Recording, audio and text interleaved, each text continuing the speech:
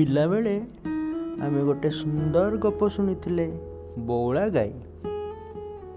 ଆଜି ପୁଣି ଇଚ୍ଛା ହେଲା ଟିକେ ଆଉଥରେ ଟିକେ ଶୁଣିଦେବା।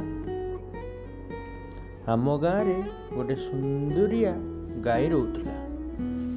ତାର ନାଁ ଥିଲା ବଉଳା।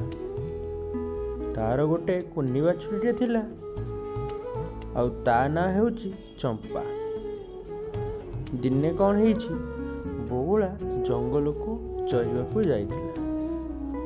ବୁଲୁ ବୁଲୁ ହଠାତ୍ ବାଘ ମାମୁଁ ହାବୁଡ଼ରେ ପଡ଼ିଗଲା। ବାଘ ମାମୁଁ ବଉଳାକୁ ଦେଖି ଖୁସି ହୋଇଗଲା। କହିଲା, ମୁଁ ତୋତେ ଆଜି ଖାଇବି। ବଉଳା ବାଘ ମାମୁଁକୁ କହିଲା, ମୋର ଘରେ ଗୋଟେ ଛୋଟ ବାଛୁରୀଟିଏ ଅଛି, ତାକୁ ମୁଁ ଛାଡ଼ିକି ଆସିଛି।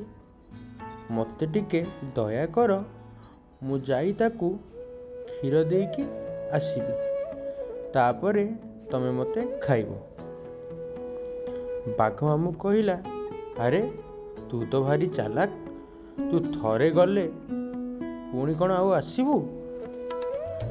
ବଉଳା କହିଲା, ମାମୁଁ ମୁଁ କଥା ଦଉଛି ମୁଁ ଆସିବି। ବାଘ ମାମୁଁକୁ ବଉଳା କଥା ଶୁଣି ବିଶ୍ୱାସ ଆସିଲା। କହିଲା, ହଉ ତୁ ଯା। ବଉଳା ବାଘ ମାମୁଁ କଥା ଶୁଣି ଘରକୁ ଆସିଲା। ସେ ତା ଚମ୍ପାକୁ କ୍ଷୀର ଦେଇ ତାକୁ ଗେଲ କଲା, ଆଉ କାନ୍ଦି କାନ୍ଦି ବାଘ ମାମୁଁ ପାଖକୁ ଫେରି ଆସିଲା। ବାଘ ମାମୁଁ ବଉଳାକୁ ଦେଖି ଆଶ୍ଚର୍ଯ୍ୟ ହେଇଗଲା। କହିଲା, ଆରେ ତୁ ତ କଥା ରଖି ଆସିଲୁ।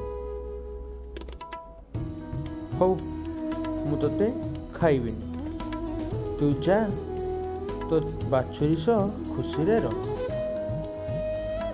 ଏହି ତ ବଉଳା ଗାଈର କଥା।